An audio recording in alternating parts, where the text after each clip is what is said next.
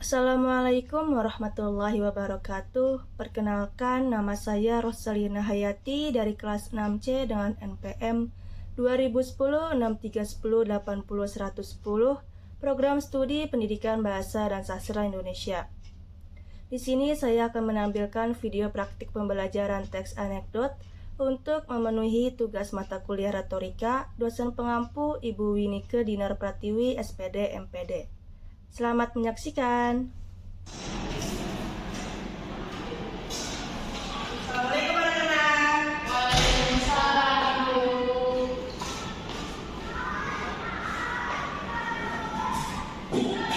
Mulai pembelajaran hari ini, mari kita berdoa menurut ajaran masing-masing. Berdoa dimulai.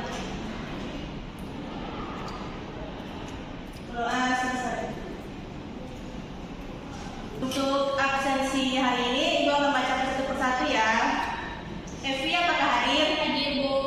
Baik. Rifa Rukia hadir? Bu. Azra? Hadir, Bu. Hari ini berarti hadir semua ya. Ya, Bu. Sebelum memulai pembelajaran, biar kalian konsentrasi, Ibu ada speaking. Apakah kalian mau ikut speakingnya? Mau, Bu. Tahu untuk 135 enggak? Enggak. Ibu akan jelaskan sedikit ya. Kalau misalnya Ibu menyebutkan angka 135, kalian untuk sekarang 2 kali. Tapi kalau misalnya selain angka itu, kalian hanya menyebutkan angkanya. Apakah sudah paham? Angka 135. Kalau misalnya ada angka 135, kalian tepuk tangan 2 kali. Selain angka itu, kalian menyebutkan angkanya saja, sebenarnya kayak 2, 4, 6. Apakah sudah paham? Sudah, Bu. Mari kita coba dari Evi ya. 2, 4. Sekarang sudah konsentrasi kan? Sudah, Bu. Untuk pembelajaran hari ini kita mulai ya. Untuk pembelajaran hari ini berarti teks anekdot. Nah, untuk kompetensi dasarnya sendiri akan dibacakan ya. 3.6 yaitu menganalisis struktur dan kebahasaan teks anekdot. 4.6 menciptakan kembali teks anekdot dengan memperhatikan struktur dan kebahasaan, begitu pula dengan indikator setiap kompetensi dasar. Ada 3.6.1 yaitu mengidentifikasi struktur teks anekdot. 3.6.2 mengidentifikasi kebahasaan teks anekdot. 4.6.1 menyusun teks anekdot sesuai dengan struktur isi dan kebahasaan. Dan yang terakhir 4.6.2 yaitu mempresentasikan teks anekdot yang telah disusun. Apakah sudah dimengerti? Mungkin, Bu. Baik.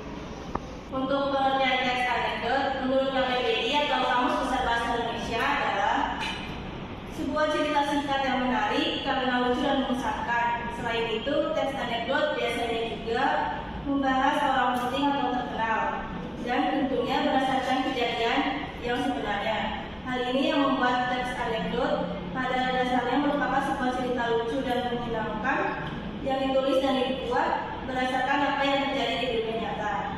Selanjutnya ada ciri-ciri teks anekdot. Yang pertama adalah mampu menghibur dan membuat tertawa. Yang kedua adalah memiliki sifat menggelitik. Yang ketiga memiliki sifat menyindir. Yang keempat bisa jadi mengenai orang penting. Yang kelima adalah memiliki tujuan tertentu. Yang keenam adalah kisah cerita yang disajikan hampir menyerupai dongeng. Dan yang terakhir menceritakan karakter hewan dan manusia. Selanjutnya ada tujuan teks anekdot, ada 3. Yang pertama membangkitkan tawa pembaca. Yang kedua ada sebagai sarana hiburan. Dan yang ketiga sebagai saran untuk mengkritik.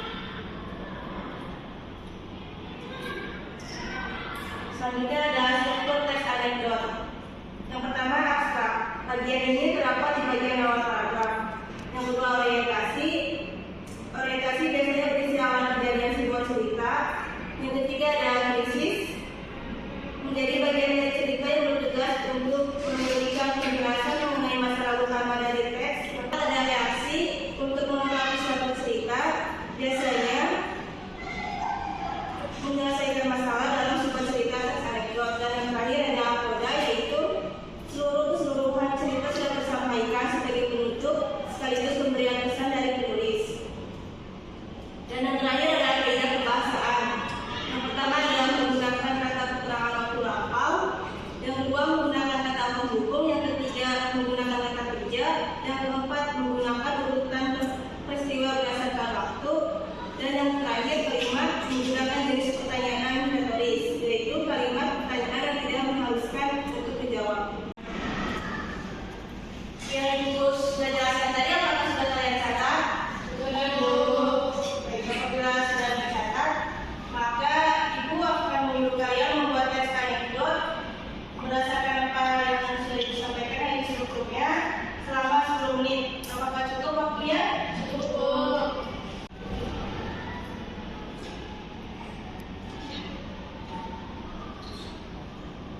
Di sini contoh teks anekdotnya ada yaitu cara Keledai membaca buku.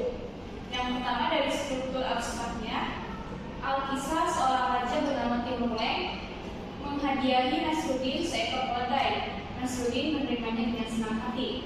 Lalu ada di struktur orientasi yaitu, namun Timur Leng memberi syarat agar Nasruddin mengajari terlebih dahulu keledai itu agar dapat membaca. Timur Leng memberi waktu 2 minggu sejak sekarang kepada Nasruddin. Nasruddin menerima syarat itu dan berlalu.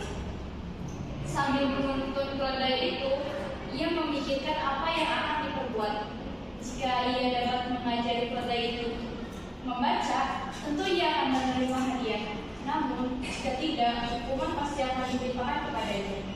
2 minggu kemudian, ia kembali ke istana. Tanpa banyak bicara, Timur Leng menunjukkan ke sebuah buku besar agar Nasruddin segera memperhatikan apa yang telah diajarkan kepada keledai.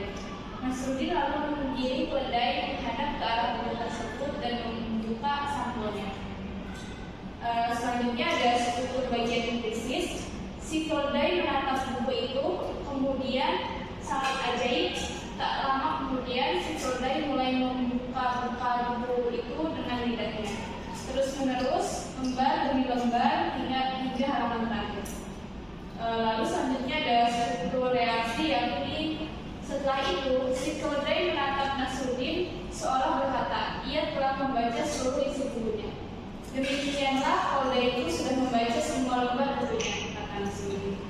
Timur Leng merasa ada yang tidak beres dan ia mulai menginterogasi. Ia kagum dan memberi hadiah kepada Nasruddin.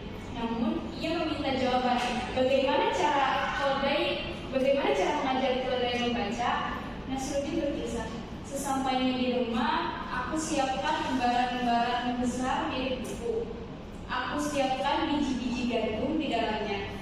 Keledai itu harus belajar membolak-balik halaman untuk bisa makan biji-biji itu.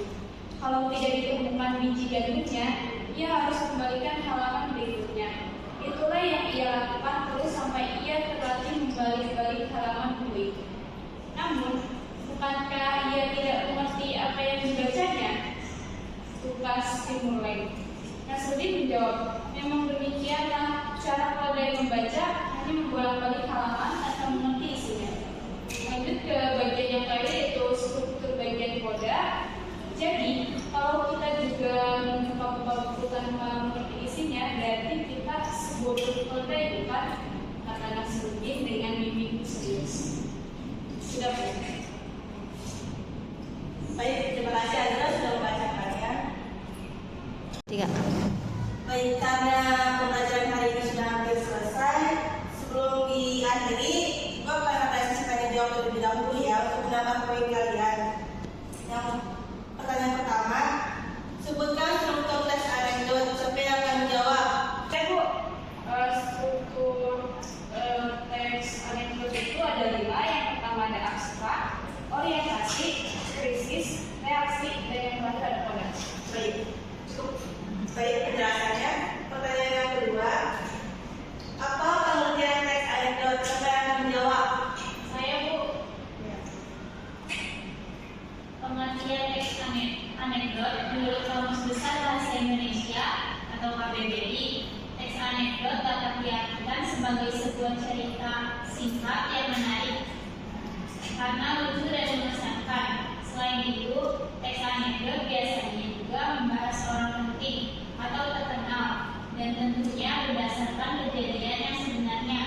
Hal ini yang membuat teks anekdot pada dasarnya merupakan sebuah cerita lucu yang ditulis dan dibuat berdasarkan apa yang terjadi di dunia nyata.